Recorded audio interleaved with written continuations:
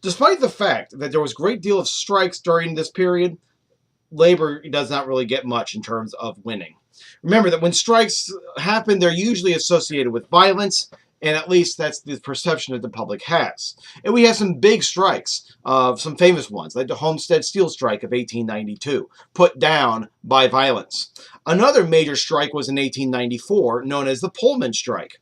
As in the Homestead Strike, the management would also win out in this strike as well.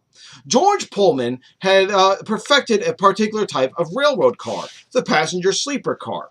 He also built restaurant cars. So what does he do? When his company builds its own town, known as Pullman, Illinois, just outside of Chicago.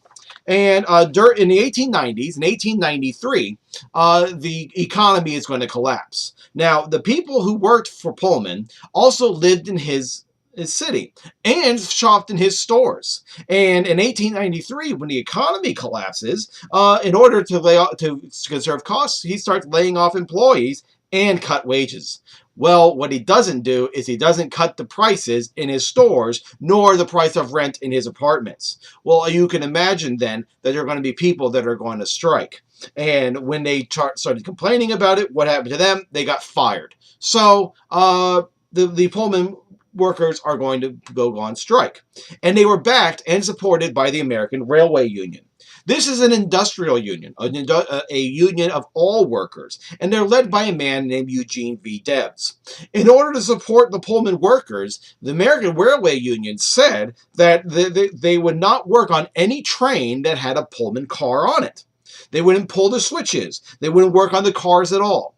The railroads said, we need Pullman cars on our trains. And in fact, they will couple them with mail cars. The next thing that happened was basically the railroad service shuts down in the country.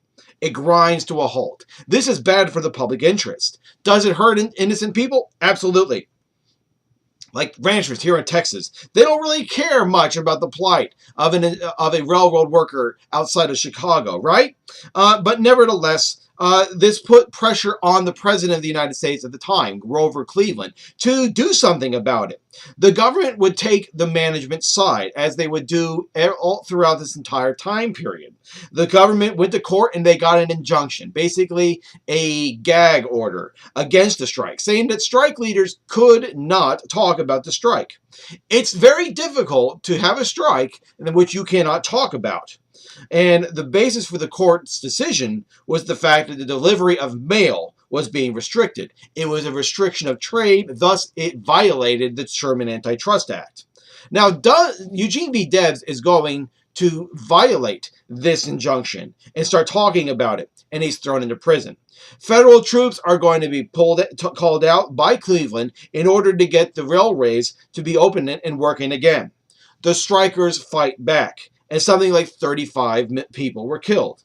And eventually, though, management will win this battle. However, while in prison, Eugene V. Debs is going to read a lot, particularly in the situation of labor, and become a radical socialist. He would run for the presidency 5 times as the socialist candidate for president of the United States, all the time trying to change the system.